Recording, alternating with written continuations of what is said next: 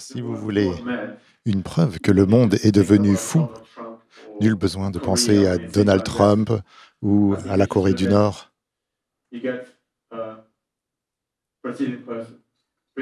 Là, on a un bon exemple.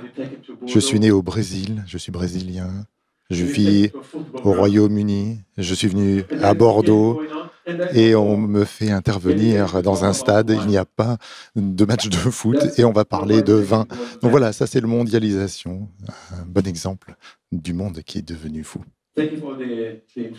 Donc merci beaucoup pour cette présentation et bienvenue à tous.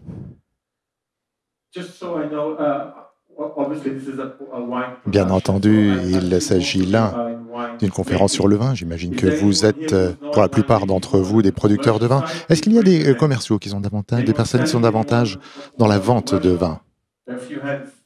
Quelques-uns, pas beaucoup. Donc vous êtes avant tout des producteurs. Donc ça, c'est important. Je vais vous parler des marchés pour partager ma vision avec vous. Merci beaucoup, Marion, pour cette excellente présentation. Cela fait maintenant une trentaine d'années que je vis au Royaume-Uni et avant cela, j'ai eu différents boulots. J'ai travaillé dans des restaurants, j'ai travaillé dans des exploitations, j'étais à la tête d'une entreprise, j'ai vendu des vins. Donc j'ai beaucoup d'expérience et je vais partager cette expérience, mes observations avec vous, pas simplement au Royaume-Uni, mais également en Afrique, en Amérique latine, aux États-Unis. Et c'est un grand plaisir pour moi que de pouvoir partager ces connaissances avec vous.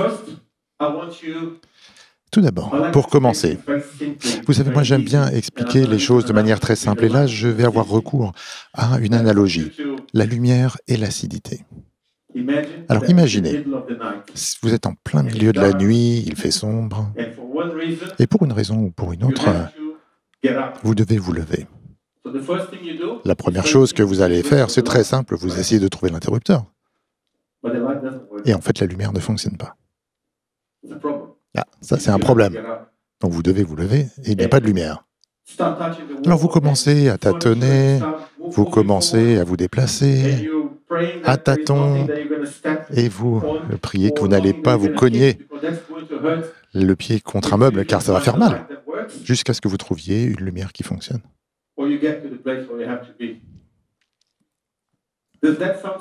Est-ce que vous avez déjà eu cette expérience? Vous avez déjà eu cette expérience? Levez la main si c'est le cas. Donc beaucoup de mains. Donc voilà, vous comprenez bien ce que j'essaye de dire. Car si la lumière était là, il n'y aurait pas de problème. Mais étant donné que la lumière n'est pas là, tout d'un coup, ça devient un véritable problème. Et c'est exactement la même chose avec l'acidité.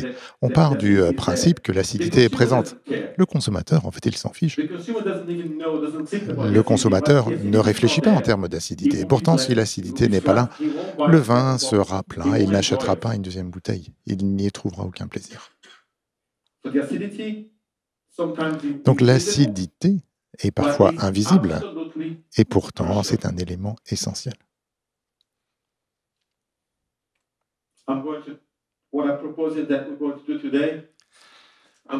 Voilà ce que nous allons aborder aujourd'hui. Je vais vous parler des différents facteurs qui constituent le vin. Nous allons les passer en revue. Je vais vous expliquer comment moi j'évalue la qualité. Donc je vais partager quelques observations avec vous. J'ai écrit un ouvrage, j'ai participé à un grand nombre de concours en tant que critique, juge. Je suis à l'origine d'un grand nombre d'articles, mais ce qui m'intéresse avant tout, ce sont les consommateurs. Et je vais vous expliquer comment moi j'évalue la qualité. Et on va peut-être pouvoir comparer nos points de vue. Ensuite, l'importance de l'acidité dans ce contexte. Je vous parlerai de l'opinion des critiques, des sommeliers également. Et, ce qui est encore plus important, le profil du consommateur. Que recherchent les consommateurs en tenant compte des différences culturelles et des différences d'un pays à un autre. Et ensuite, nous allons nous tourner vers l'avenir et je vous parlerai du changement climatique.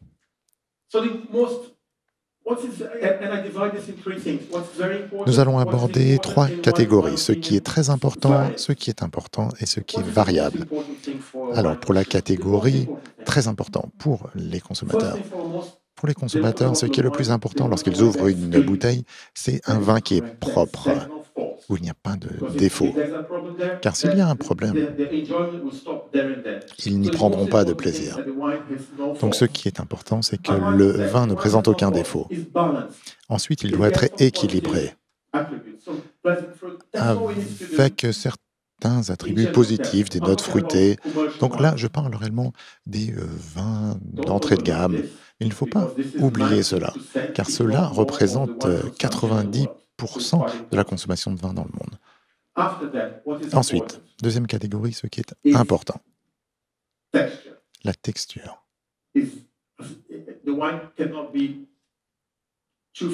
Le vin ne doit pas être trop prononcé, trop tannique. Et je crois qu'il y a parfois une mauvaise perception. Parfois, on se dit le vin va s'améliorer dans le temps. Vous savez que moi, j'ai acheté du vin pendant un grand nombre d'années. Je n'ai pas le temps ni l'argent de faire vieillir le vin dans des entrepôts. C'est la même chose pour les restaurants. Ils n'ont pas la place, ou le temps ou les ressources pour faire vieillir le vin. Donc lorsque le vin est commercialisé, il doit pouvoir être bu immédiatement. Et on va me dire, oui, mais j'ai lu que si on le garde, il va s'améliorer. Vous savez que j'ai eu l'occasion de venir très souvent à Bordeaux et j'ai appris qu'un bon vin est bon dès le départ.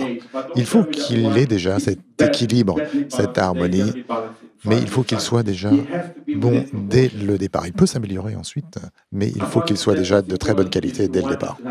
Ensuite, ce qui est important, c'est le corps du vin. Et ensuite, le degré alcoolique peut varier d'un pays à un autre. Troisième catégorie, ce qui est variable. La couleur, c'est une de ces variables. La couleur, c'est une variable car, pour le vin blanc par exemple, la couleur, ce n'est pas très important lorsque l'on se trouve devant un client. C'est important uniquement lorsque la couleur est extrême.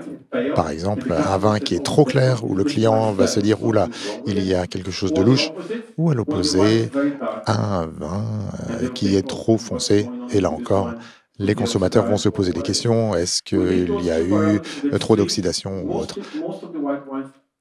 Mais si l'on exclut ces extrêmes, la couleur, ce n'est pas forcément quelque chose qui est important aux yeux des consommateurs.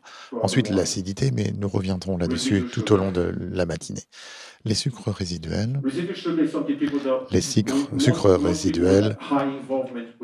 lorsque vous avez des personnes qui sont impliquées dans le vin, qui ont des bonnes connaissances du monde du vin, ces personnes estiment que les sucres résiduels sont quelque chose qui est perçu de manière négative. Mais n'oubliez pas que la plupart des consommateurs avec lesquels je suis en contact, que ce soit en Afrique, que ce soit en Amérique latine ou aux États-Unis d'ailleurs, eux aiment les vins avec des traces de sucre résiduel. Et il ne faut pas l'ignorer, car sinon vous passez à côté de marchés extrêmement importants. Un exemple, c'est un vin qui s'appelle le Yellow Tail.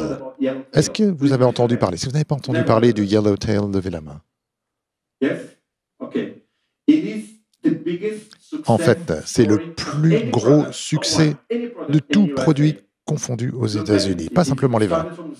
Ils sont passés de 0 vente et l'année suivante, 1 million de cartons qui ont été vendus. C'est un vin rouge qui vient d'Australie avec 17 grammes de sucre. Donc pour vous, ce n'est pas quelque chose de positif. Moi, je ne le boirai pas. Mais la plupart des consommateurs en raffolent. Et les statistiques parlent d'elles-mêmes. Et il en va de même pour les notes boisées.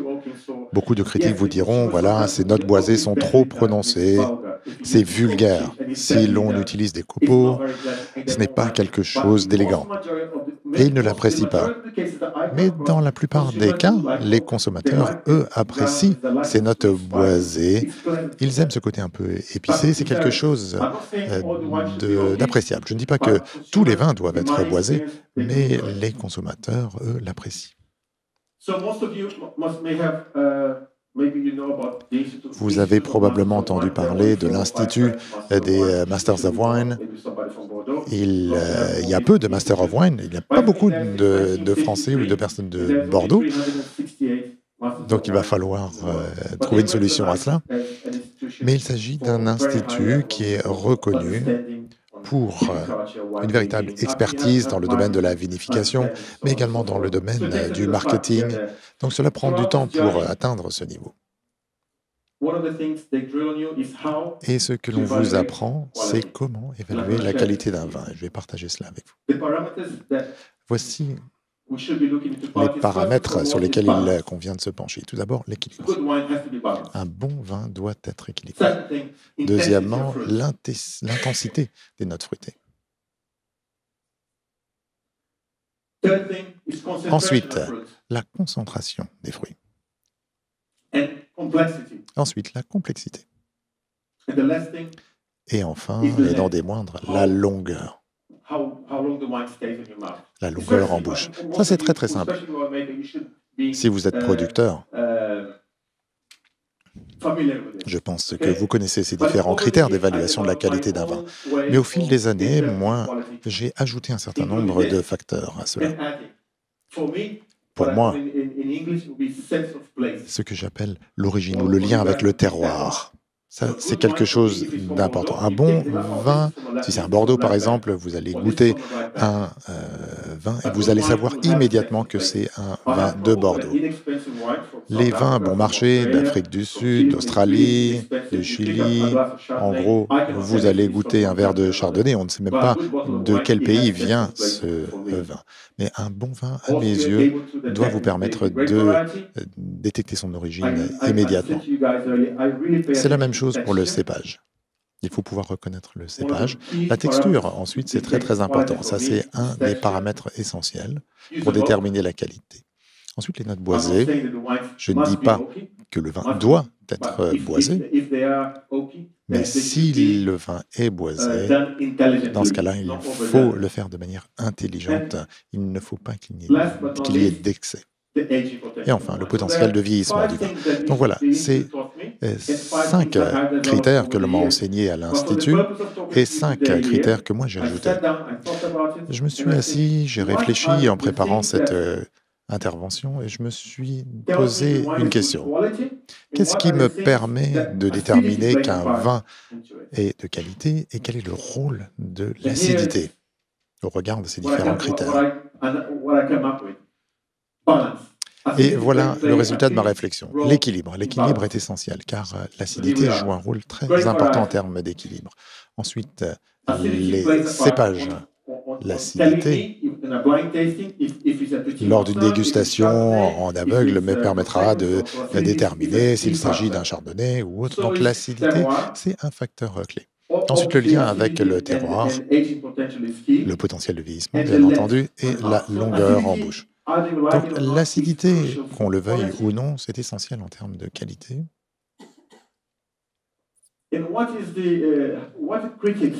Ensuite, l'importance des critiques de vin, des sommeliers, des journalistes. Quelle est l'importance de leur opinion? Les journalistes, dont je fais partie d'ailleurs, on ne joue pas un rôle important en termes de vente, de volume. Effectivement, j'ai un rôle de conseil, j'achète des vins d'Afrique du Sud, j'achète également du vin pour un club de foot, Manchester United. Mais à moins de travailler dans la grande distribution, ce que j'ai fait pendant plusieurs années, la plupart des journalistes n'achètent pas beaucoup de vin. Et pourtant, ils jouent un rôle important car c'est eux qui vont approuver votre vin et qui vont vous aider à construire votre image de marque.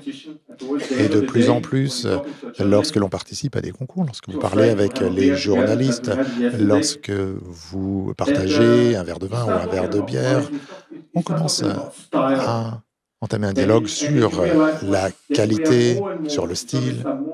Et de plus en plus, les journalistes récompensent la pureté, la fraîcheur et l'élégance des vins. Il y a 10 ou 15 ans de cela, lorsque l'on participait à un concours, ce que l'on recherchait, c'est une intensité, une puissance, avec des vins boisés. Mais ce n'est plus le cas aujourd'hui. Il y a une tendance à récompenser l'élégance. Et je crois que ça, c'est une bonne nouvelle pour nous tous.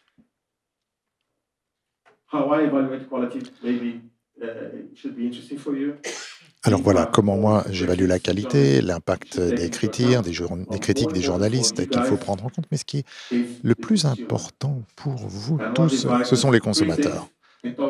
Je vais aborder trois thèmes. Tout d'abord, l'implication du consommateur, ensuite les préférences du consommateur et finalement les différents profils. Tout d'abord, en ce qui concerne l'intérêt du consommateur ou l'implication du consommateur, qu'est-ce que j'entends par là? Quel est le temps et l'argent qu'un consommateur est prêt à investir? Certaines personnes n'ont pas beaucoup de connaissances, ne se soucient pas du cépage. En gros, ils veulent acheter une bouteille de vin pour une raison ou pour une autre. Je reviendrai là-dessus dans quelques instants. Mais en gros, il n'y a pas réellement de lien avec le produit comme cela pourrait être le cas pour nous. Si vous êtes très impliqué, comme c'est le cas pour nous tous dans cette salle, on se pose des questions, on va parler à la personne qui nous vend le vin. Et si vous rentrez dans un supermarché, vous voyez des personnes qui scrutent l'étiquette, qui prennent plus de temps, qui acceptent davantage de risques et qui sont prêts à payer plus cher.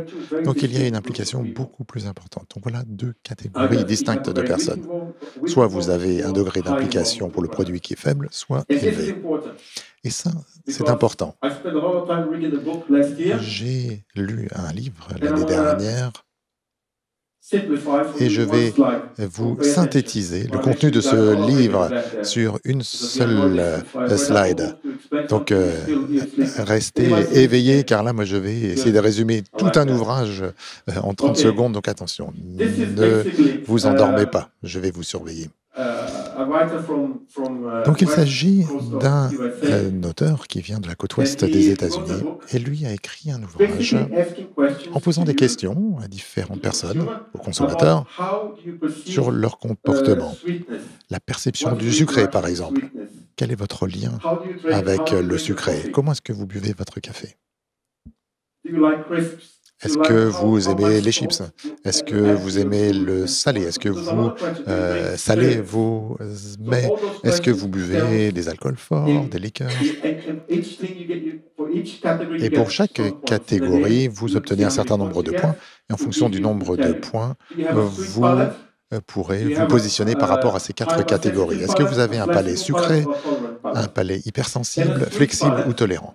Pour la première catégorie, sucré, ce sont des personnes qui aiment les aliments sucrés, qui aiment les vins sucrés.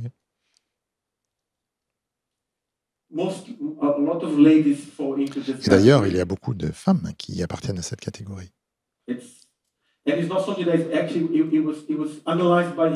Ça a été analysé par cet auteur, mais cela a été confirmé par l'Université du Michigan aux États-Unis. Effectivement, c'est tout à fait sensé. Vous avez une deuxième catégorie qui s'appelle hypersensible. Ce sont des personnes qui n'aiment pas les aliments qui sont trop intenses. Et cela constitue un segment très important. Ils aiment le vin avec un certain degré de sucre résiduel. Vous avez des personnes qui ont un palais flexible. Et moi, j'appartiens à cette catégorie, car j'ai fait le test moi-même. Quelqu'un qui est plus ouvert d'esprit, qui va boire un vin autrichien un jour, un vin français le deuxième jour. Donc vous êtes beaucoup plus ouvert d'esprit par rapport à vos préférences alimentaires et par rapport au vin que vous consommez. Et cela représente environ un quart de la population, avec une répartition 50-50 entre les hommes et les femmes. Dernière catégorie, ce sont des personnes que l'on qualifie de tolérantes. des personnes qui aiment bien le café noir, qui boivent des alcools forts, purs, qui aiment les bordeaux, des vins structurés, qui aiment les barolo avec des vins qui ont des notes boisées, avec beaucoup de tanins. Donc, lorsque l'on examine et que l'on étudie un marché, il faut prendre en compte ces différentes catégories. D'ailleurs, Richard va nous parler des arômes, des parfums et des différences entre les différentes personnes. Vous avez parfois des goûts qui vous sont personnels, mais il faut également prendre en compte les préférences culturelles et l'environnement dans lequel nous évoluons. Et d'ailleurs, Richard établira un parallèle avec le monde du parfum. Ces préférences évoluent dans le temps. À mesure que nous vieillissons, nous pouvons passer d'une catégorie à une autre. Ensuite, le profil du consommateur, avec 3 catégories. Première catégorie, fonctionnel, utilitaire.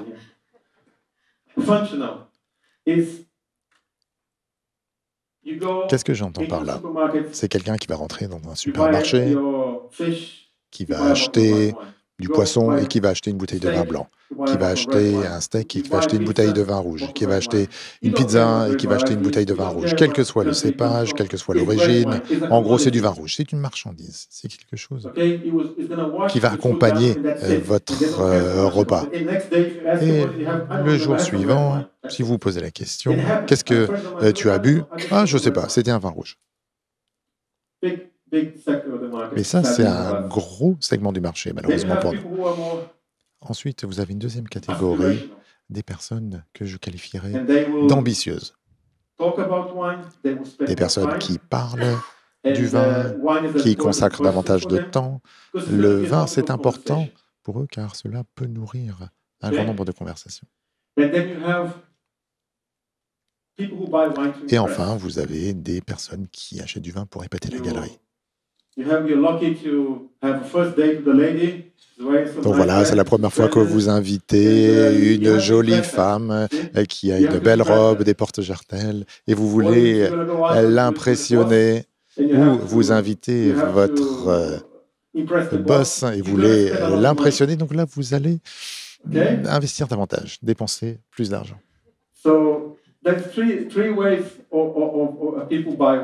Donc voilà. 3 catégories, fonctionnel, utilitaire, ambitieux ou pour épater. Est-ce que vous êtes déjà allé en Chine ou en Asie? Alors, moi j'ai été en Asie à plusieurs reprises et lorsque l'on m'invite, très souvent on ouvre une bouteille de Château Margaux ou de Pétrus, c'est simplement pour montrer que vous êtes important et c'est pour vous impressionner avant tout.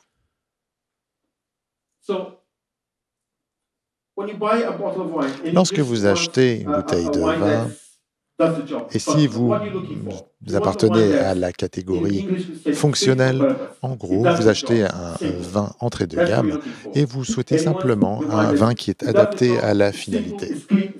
Donc voilà, ça ira, ça fera l'affaire. Un vin qui est propre, qui est équilibré et qui a des notes fruitées. Et quel est votre comportement? Quelles sont les attentes? En gros, malheureusement, la priorité, c'est le prix. Ensuite, est-ce que le vin est en promotion? Où est-ce que je peux l'acheter? Et comment est-ce que je vais servir le vin? Voilà, c'est tout. Vous arrivez à voir? Bon, en gros.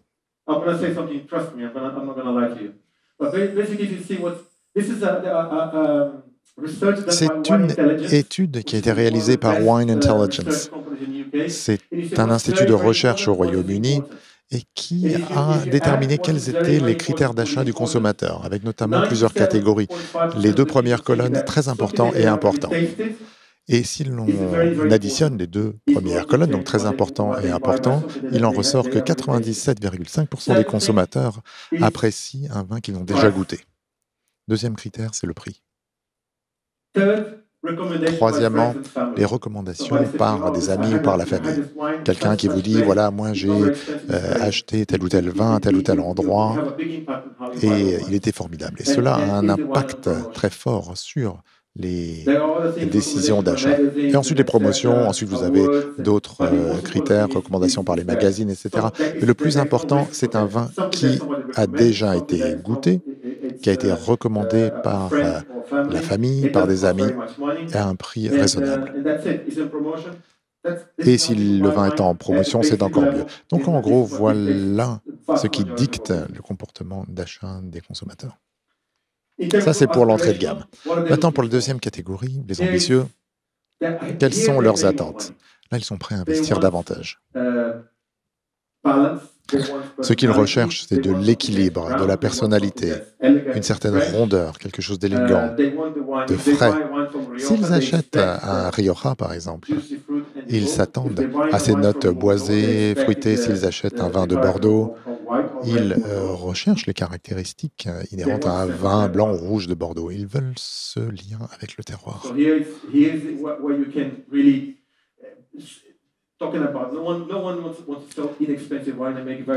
Personne ne veut vendre des vins bon marché avec de faibles marges. Et vendre des vins trop chers, c'est également difficile. Donc on se situe dans cette catégorie intermédiaire. Et là, il faut faire la différence. Vous savez, on a parlé de vin, comment améliorer la qualité, on a parlé de complexité. Comment atteindre cette complexité en mélangeant différents fruits, je crois. D'ailleurs, Anthony va nous en parler par la suite. L'avenir, c'est également d'atteindre la complexité grâce à l'acidité, car il y a différents acides, différents types d'acidité. Et d'ailleurs, Anthony va nous faire une présentation détaillée sur ce thème. Mais la notion de complexité, car ces consommateurs souhaitent ce lien avec le terroir, des vins avec une forte personnalité, avec différents niveaux de goût. Et l'on peut atteindre cela grâce aux fruits, mais également grâce aux différents acides.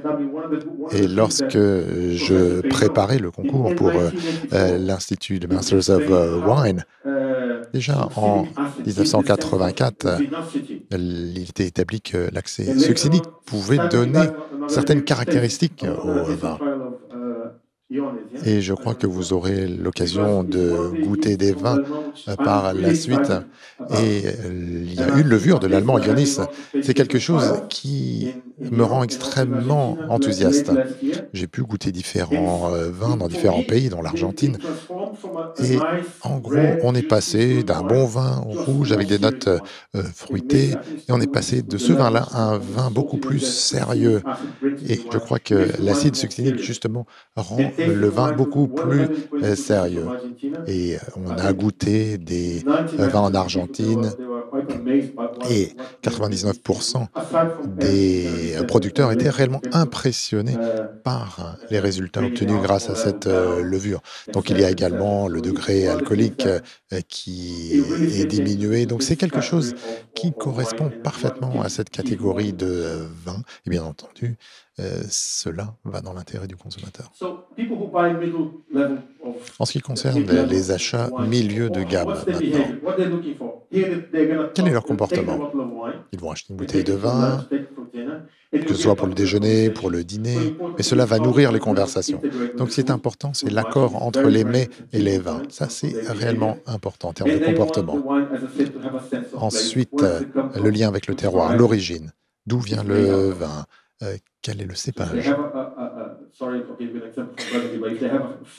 Par exemple, s'ils s'ils mangent du poisson et s'ils boivent un chablis, ils souhaitent cette fraîcheur, une certaine acidité. Et en ce qui concerne la dernière catégorie, ceux qui veulent épater, la galerie, effectivement, ils cherchent la qualité, certaines qualités organoleptiques, car ils payent ces bouteilles extrêmement chères. Mais vous savez, lorsque vous considérez une bouteille, le prix est très élevé. Et pourtant, le liquide à l'intérieur de la bouteille ne représente pas une grande partie de ce prix. Et si vous souhaitez vendre un vin à un prix plus élevé, il faut raconter une histoire. Donc en gros, la moitié du prix du vin est liée au vin lui-même, au liquide dans la bouteille, mais l'autre moitié, c'est lié réellement à l'image, en gros à l'histoire que vous allez raconter. Vous savez que des personnes sont prêtes à payer plus de 100 € pour un Sassicaia ou un Pétrus, tout simplement parce qu'il y a effectivement, bon là, les lois de l'offre et de la demande, mais il y a une histoire que raconte ce vin. Et si un consommateur achète ce vin, il ne cherche pas simplement un vin, il souhaite une histoire, un lien émotionnel. Sans oublier la reconnaissance de la marque. Moi, je travaille beaucoup en Afrique, hein, et les consommateurs aiment certaines marques de champagne, car cela donne une sorte de statut social et ça les rend fiers. Le comportement maintenant de ces consommateurs, eux, souhaitent que le vin raconte une histoire. Ils souhaitent savoir d'où vient le vin, comment il a été produit, qui l'a produit.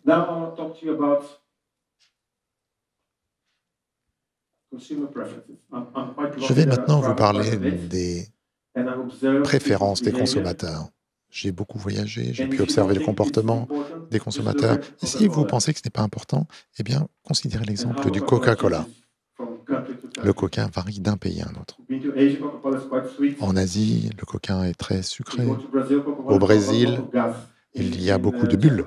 En République tchèque, il y a moins de gaz. Au Mexique, 39 grammes de sucre. Vous traversez la frontière aux États-Unis, 53 grammes de sucre. Donc cela varie dans le monde entier. Pour revenir au vin, pour vous donner un exemple de ces spécificités culturelles et ces différences d'un pays à un autre. En Grande-Bretagne, par exemple, de plus en plus, les consommateurs recherchent un certain équilibre, la fraîcheur. Ils recherchent des vins avec une certaine rondeur. Ils aiment des vieux millésimes, donc cela nous ramène un peu à cette rondeur que j'ai déjà évoquée, et ils apprécient un certain niveau de sucre résiduel. Au Brésil, la situation est différente. Les consommateurs aiment ces profils fruits mûrs, des vins fruités, des vins boisés. Bon, l'alcool, pour eux, ce n'est pas un problème. S'il y a un degré alcoolique de 14,5, ce n'est pas un problème.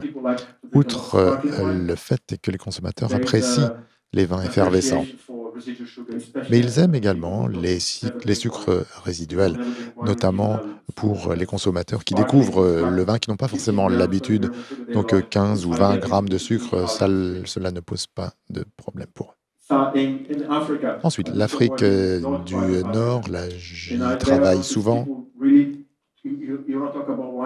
Et lorsque l'on parle de vin, eux sont intéressés avant tout par le vin rouge. Eux aussi aiment les profils fruits mûrs, des vins avec une certaine rondeur. S'il y a des notes boisées, ce n'est pas un problème. Et d'ailleurs, j'y étais en septembre dernier et j'ai rencontré quelqu'un de très sympathique de Bordeaux.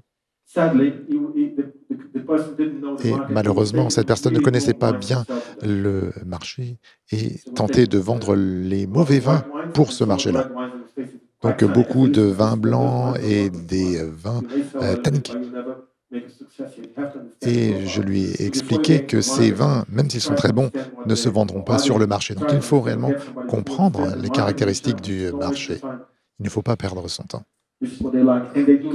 Voilà ce qu'ils aiment en Afrique du Nord, et également des vins avec des sucres résiduels. Aux États-Unis, la situation est quelque peu différente. Eux apprécient des vins avec une forte intensité aromatique, des vins puissants. Donc des vins avec un degré alcoolique élevé, 14, 14,5, pour eux ce n'est pas un problème. Et ils préfèrent les profils boisés. Mais là, c'est la situation aujourd'hui. Et d'ailleurs, on voit déjà une évolution, notamment à New York. J'ai discuté avec des sommeliers sur la côte Est et en Californie. Et de plus en plus, ils apprécient des vins plus élégants. Donc ça, c'est la situation aujourd'hui, mais les choses évoluent. Les marchés nordiques, maintenant, je vais me concentrer sur la Suède. Nous n'avons pas beaucoup de temps, mais en gros, la Suède représente 89% de la consommation. Nul besoin de parler de l'Islande où on boit très peu de vin, mais en Suède, la consommation moyenne est de 26 litres. Les consommateurs ont une préférence pour les vins jeunes, des vins un peu plus puissants, avec un degré alcoolique élevé. D'ailleurs, j'ai un ami italien qui me dit, eux apprécient les vins du style Ripasso, par exemple. Ça, c'est quelque chose qu'ils apprécient tout particulièrement. Et si vous souhaitez vous implanter sur le marché suédois, attention à la responsabilité sociale. Attention, il faut utiliser des verres qui sont légers pour éviter de payer des impôts, des taxes sur les verres trop lourds. Il faut que le verre soit recyclable. Vous devez démontrer que vous avez une approche en matière de développement durable. Donc là encore, tout cet aspect éthique est important. En ce qui concerne la France, corrigez-moi si je me trompe, mais d'une manière générale, vous appréciez les vins locaux. En gros, si vous êtes à Bordeaux, vous buvez avant tout du Bordeaux. Ça, je l'avais dit le premier jour, mais à chaque fois que je me suis retrouvé au restaurant, j'ai consulté la carte des vins et j'ai vu qu'à Nîmes, on proposait des vins de Bourgogne. Donc, vous êtes peut-être en train d'évoluer ou de changer, je ne sais pas. Il y avait une bouteille de Jurançon ici, sur la carte des vins. Donc, vous êtes très ouvert. Mais d'une manière générale, je crois que l'on a cette préférence pour les vins d'origine locale, une préférence pour les vins jeunes. Et j'ai des amis français. Et parfois, j'ai l'impression qu'un vin est un peu trop ferme. Et vous aimez les vins qui ont un peu plus de structure. Donc ça, c'est une différence avec les Britanniques, notamment. Vous aimez les vins structurés et des vins qui sont frais. La fraîcheur est quelque chose d'apprécié. Je me trompe ou pas? À l'hôtel, il faisait très chaud, je n'ai pas très bien dormi. Et je me suis posé la question, quel est le meilleur vin que j'ai goûté? Et quel est le lien entre le meilleur vin que j'ai goûté et l'acidité? Et vous savez que j'ai goûté énormément de très bons Bordeaux.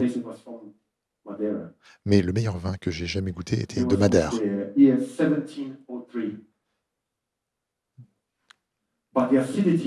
Et l'acidité était incroyable. En gros, les cheveux se sont hérissés sur ma tête, du moins en théorie.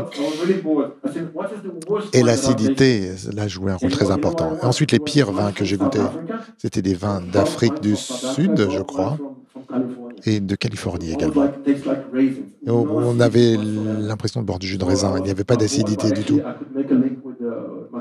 Donc ça permet d'établir un lien avec le thème de l'acidité. Donc le meilleur vin que j'ai goûté, l'acidité jouait un rôle très important.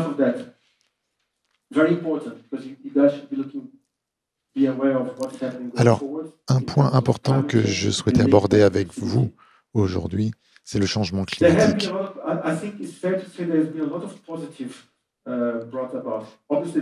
Il n'y a pas que des conséquences négatives, il y a également des conséquences positives du changement climatique, associées notamment aux nouvelles technologies.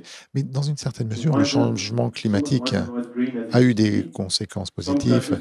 Les vins ne sont pas aussi jeunes que par le passé. Aujourd'hui, il y a du vin en Pologne, dans l'État du Michigan, par exemple. Donc, pour certaines régions, il y a eu des conséquences positives, mais pour d'autres régions, cela va constituer un véritable défi.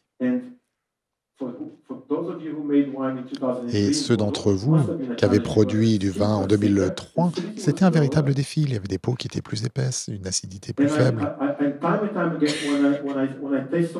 Et lorsque je goûte ces vins, on a l'impression que ces vins ont subi une surextraction. Il y a eu un sentiment de panique et certains vins sont bons, mais auraient pu être meilleurs. Donc, à l'avenir, il faut anticiper. Il ne faut pas attendre. Les technologies existent déjà aujourd'hui, avec les levures ionistes d'ailleurs.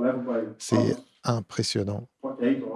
Ça peut réduire le degré alcoolique. Donc, il faut se pencher sur ces solutions dès aujourd'hui. Donc voilà, pour la nécessité de surmonter les défis à court terme, ensuite à plus long terme, effectivement, il faut commencer à anticiper ces questions, il faut faire preuve d'ouverture d'esprit. Et il y a des personnes très expérimentées, très intelligentes ici qui vous parleront des perspectives d'avenir. Un autre enseignement, vous savez qu'une fois par an, l'Allemand m'invite à goûter des vins avec eux. J'ai beaucoup de chance, parfois ce sont des essais privés. Mais ce que j'ai appris au cours des 12 derniers mois, c'est l'impact des bactéries. Lorsque j'ai étudié la fermentation malolactique, c'était quelque chose de théorique, ça permet de réduire l'acidité, etc. C'était très simple. Mais pour moi, c'était un acquis.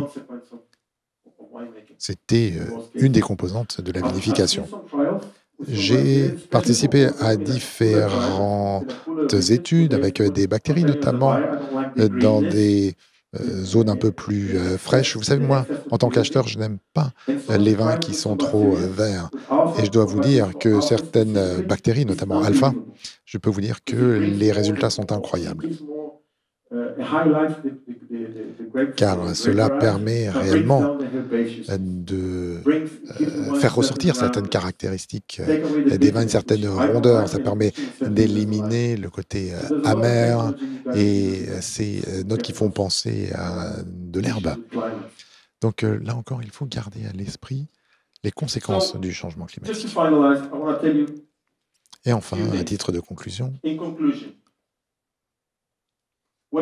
je souhaiterais vous dire que, quelle que soit votre position sur le marché, n'oubliez pas que nous sommes tous différents. Nous avons des palais différents, mais nous avons également des cultures et des préférences différentes. Et la situation varie d'un pays à un autre. Comme je viens de l'évoquer, attention, il ne faut pas ignorer le changement climatique qui va se produire. L'acidité est un facteur extrêmement important, notamment en termes de décision d'achat, même si personne ne se lève le matin en se disant « voilà, moi je vais aujourd'hui acheter un vin acide ». Ça n'existe pas. Donc cela ne va pas avoir une influence décisive sur les décisions d'achat, mais pourtant l'acidité est essentielle. Souvenez-vous de cette analogie avec la lumière au début de ma présentation. Donc l'acidité est rarement un facteur qui influence la décision d'achat et pourtant c'est essentiel. Attention, il faut éviter les économies de bout de chandelle. Il faut éviter les fausses économies, car pour moi cela n'en vaut pas la peine. Il faut tenter de s'améliorer petit à petit, étape par étape. Et si vous souhaitez faire des économies de bout de chandelle, vous savez que BP, eux, ils ont essayé de faire des économies dans le golfe du Mexique et cela leur a coûté 10,5 milliards de dollars. Bon, ils ont fait des économies de plus de 120 000 dollars et peut-être 10 heures de travail en moins pour ne pas vérifier les fondations en béton de la plateforme offshore. Et je peux vous dire que ça a été une catastrophe sans égale. Donc attention à ces fausses économies. Moi, je peux vous le dire en tant qu'acheteur. Parfois, je teste 80, 90 ou 100 Bordeaux par jour et les différences sont minimes. Et si on essaye de faire des fausses économies, on essaye d'économiser 1 ou 2 centimes ici ou là, cela peut faire la différence. Cela vous permettra d'obtenir une médaille. Et ça peut faire la différence entre une médaille d'argent et une médaille d'or. Donc attention, il faut y réfléchir à 2 fois avant de faire de fausses économies. Utilisez les technologies qui vous permettent d'améliorer votre vin. Si vous êtes un petit producteur, vous avez un marché local, vous parviendrez à vendre votre vin. Mais si vous avez une taille plus importante, si vous êtes un gros producteur, et si vous êtes fier de ce que vous faites, attention. Il n'est pas suffisant de répondre aux attentes des consommateurs. Le marché du vin est beaucoup trop concurrentiel. Il faut réellement dépasser les attentes des consommateurs pour être couronné de succès. Merci beaucoup.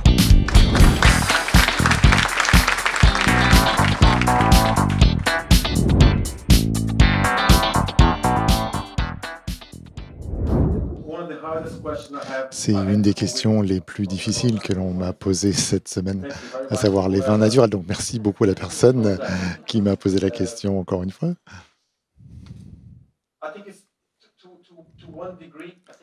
Alors, dans une certaine mesure, je crois qu'il est bon de parler des vins naturels,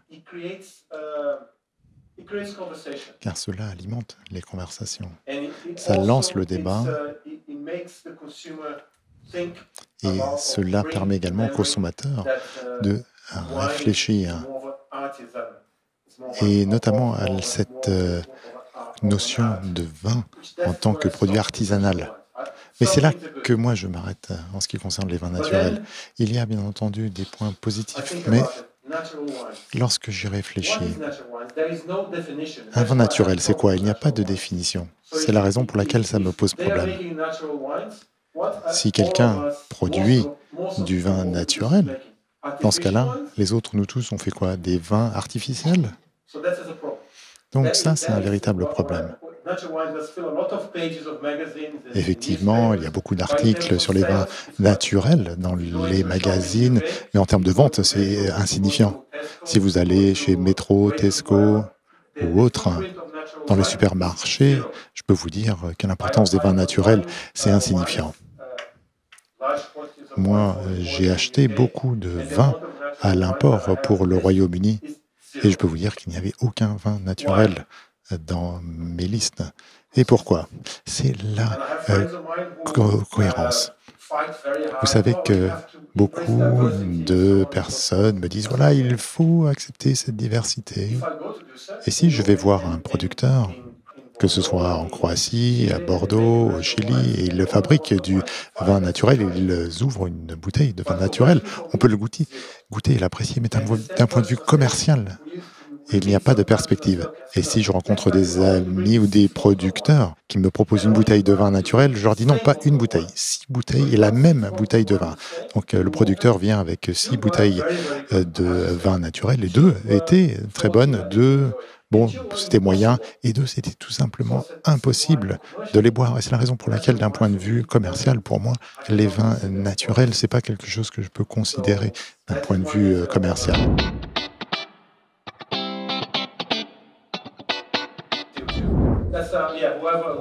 Effectivement, la question qui a posé la question, elle est tout à fait pertinente, on ne l'a pas évoquée. Alors, je connais bien la viticulture, je connais bien la vinification, je connais le marketing et je suis toujours en contact avec les consommateurs. Et souvent, j'étais en contact avec les producteurs et je leur demandais d'ajuster certains paramètres et pour notamment conférer une certaine fraîcheur, notamment pour le Nouveau Monde, les vins de Chili, l'entrée de gamme, l'Afrique du Sud. Il y avait un manque de fraîcheur justement et je leur demandais et effectivement de rajouter un peu de CO2. Et c'est quelque chose qui fonctionnait bien, mais jusqu'à un certain niveau, car si l'on va trop loin, et je dois vous dire que j'en ai fait l'expérience, les clients vont se plaindre. Donc jusqu'à un certain niveau, effectivement, le CO2 dissous, c'est quelque chose que vous pouvez utiliser en tant qu'outil. Mais attention, il faut connaître ses limites. Et là encore, ça varie d'un marché à un autre. Si l'on prend un Sauvignon blanc et qu'on l'en donne à quelqu'un au Chili, eux, ils vont l'aimer. Mais bon, au Royaume-Uni, la situation sera différente. Donc attention, il faut garder à l'esprit le marché que vous ciblez.